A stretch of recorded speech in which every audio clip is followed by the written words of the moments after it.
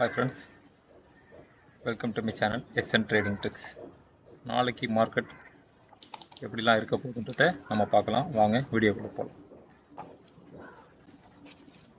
Market பார்த்தீங்கன்னா அன்னைக்கு 23rd அன்னைக்கு மார்க்கெட் க்ளோஸ் ஆகிருக்குது. பார்த்தீங்கன்னா 25,065 மார்க்கெட் க்ளோஸ் ஆகிருக்குது. நாளைக்கு எப்படி இருக்கும் அப்படின்னு பார்த்தோன்னா அந்த கண்டினியூஸாக பார்த்தீங்கன்னா உங்களுக்கு வந்து 3 days வந்து லீவ் ஆகிடுச்சு.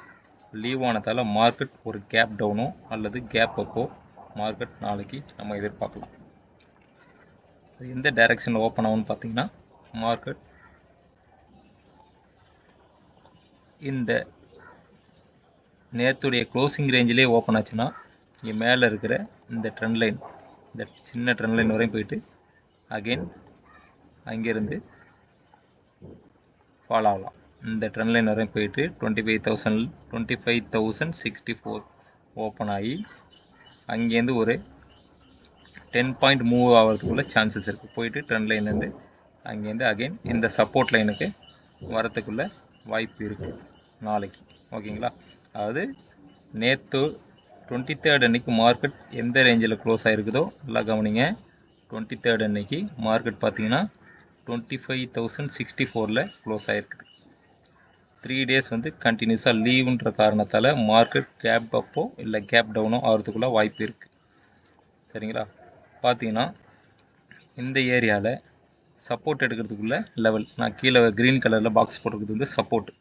மார்க்கெட் இங்கேருந்து ஃபால் ஆச்சுன்னா கண்டினியூவாக பார்த்தீங்கன்னா அதாவது மார்க்கெட் 25,064 ஓப்பன் ஆகி அங்கேருந்து இந்த ட்ரெண்ட் லைன் வரையும் போயிட்டு அங்கேருந்து ஃபால் ஆகிறதுக்குள்ள சான்சஸ் இருக்குது. இது வந்து நாளைக்கு டியூஸ்டே மார்க்கெட் ஓப்பன் ஆகிறப்போ இந்த மாதிரி ரேஞ்ச் இருக்குது. இன்னொன்று பார்த்தீங்கன்னா இந்த ரெட் கலரில் போட்டிருக்கிற ஏரியா வந்து ரெசிஸ்டன்ட் பார்த்தீங்கன்னா 25,100 வந்து ஒரு ஸ்ட்ராங் ரெசிஸ்டன்ஸாக இருக்கும். 25,100 தாண்டிச்சுன்னா மார்க்கெட் இதுக்கு மேலே ஒரு க்ளோஸ்அப் வச்சாங்கன்னா நல்லா புரிஞ்சுங்க. மார்க்கெட் வந்து நான் போட்டிருக்கிற இந்த லைனுக்கு மேலே இந்த ட்ரெண்ட் லைனுக்கு மேலேயும் வரணும், இந்த ரெசிஸ்டண்ட்டுக்கு மேலேயும் வந்ததுன்னா மார்க்கெட் இங்கேருந்து ஓப்பன் ஆகி இல்லை ஒரு கேப் அப்போ ஓப்பன் ஆகுதுன்னா இங்கே ஓப்பன் ஆச்சுன்னா மார்க்கெட் அகெயின் ஒரு ரீடெஸ்ட்டு இதே ஏரியாலேயே கூட கொடுத்து மார்க்கெட் இங்கே போகலாம். ஓகேங்களா? இங்கேயே ரீடெஸ்ட் பண்ணி மார்க்கெட் இப்படி போகலாம். அப்படி இல்லை அப்படின்னா கேப் அப்பில் ஓப்பன் ஆகி கேப் அப்பில் எவ்வளோ பாயிண்ட் ஓப்பன் ஆகும்னு தெரியாது. கேப் அப்பில் ஓப்பன் ஆனால் அங்கேருந்து மார்க்கெட் ஸ்ட்ரைட்டாக ஃபஸ்ட்டு சப்போர்ட்டாக இந்த பாக்ஸுக்கு வரும். 25,100 வந்து சப்போர்ட் எடுத்து மேலே போகும். அதில் சப்போர்ட் எடுக்கலை அப்படின்னா 23rd அன்னைக்கு க்ளோசிங் ரேஞ்ச் இந்த க்ளோசிங் ரேஞ்ச் வரையும் 25,066 ட்ரிகர் பண்ணிவிட்டு அங்கேருந்து மார்க்கெட் மேலே போகிறதுக்குள்ள சான்சஸ் இருக்குது. ஓகேங்களா?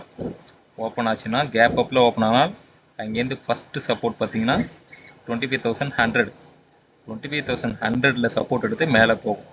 அப்படி 25,100 சப்போர்ட் எடுக்கலை அப்படின்னா 25,064 மார்க்கெட் க்ளோஸ் ஆன ரேஞ்சில் சப்போர்ட் எடுத்து மார்க்கெட் மேலே போகிறதுக்குள்ள சான்சஸ் இருக்குது. அது எப்படின்னா 25,066 அந்த லெவலில் ஓப்பன் ஆனால் 25,027 அந்த ரேஞ்சுக்கு கீழே மார்க்கெட் போயிடுச்சுன்னா கம்பல்சரி கீழே வந்துடும். அதாவது 23rd அன்னைக்கு க்ளோசிங் ரேஞ்சுக்கு மேலே போச்சுன்னா மார்க்கெட் அந்த ரெசிஸ்டண்ட்டில் சப்போர்ட் எடுத்து ரெசிஸ்டண்ட்டை தாண்டி அதுக்கு மேலே சப்போர்ட் எடுத்து மேலே போகும். இந்த ரெசிஸ்டண்ட்டுக்கே மார்க்கெட் ரெசிஸ்டன்ஸ் போகலைன்னா அங்கேருந்து மார்க்கெட் பார்த்தீங்கன்னா ஃபால் ஆக சான்சஸ் இருக்குது. மார்க்கெட் க்ளோஸ் ஆன ரேஞ்சிலேயே ஓப்பன் ஆனால் மார்க்கெட் அங்கேருந்து ஒரு 10 பாயிண்ட் மூவிங் கொடுத்துட்டு நேற்றுடைய லோவை கட் பண்ண நேரிட்டால் அங்கேருந்து பார்த்தீங்கன்னா 24,950 ரேஞ்சுக்கு மார்க்கெட் வரத்துக்குள்ள சான்ஸ் இருக்குது.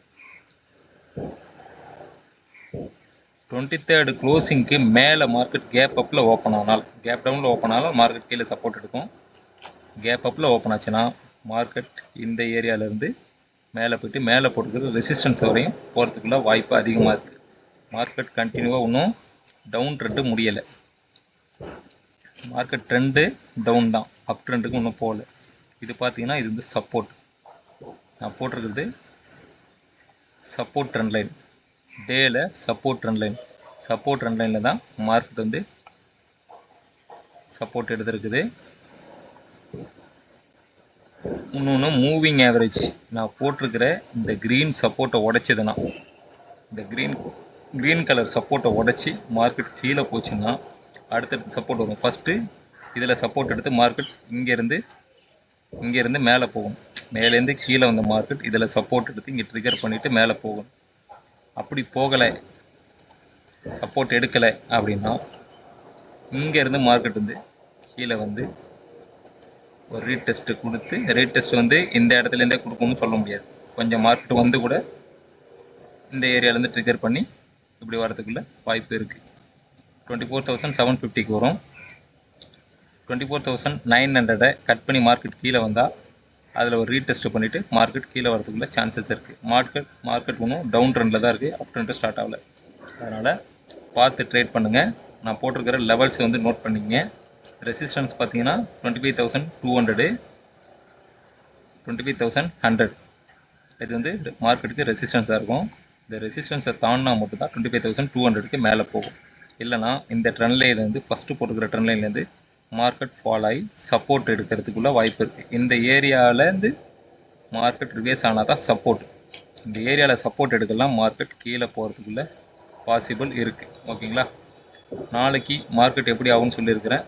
வேறு ஏதாவது உங்களுக்கு டவுட், வேறு ஏதாவது உங்களுக்கு தேவைப்பட்டால் கமெண்ட் செக்ஷனில் கமெண்ட் பண்ணுங்கள்.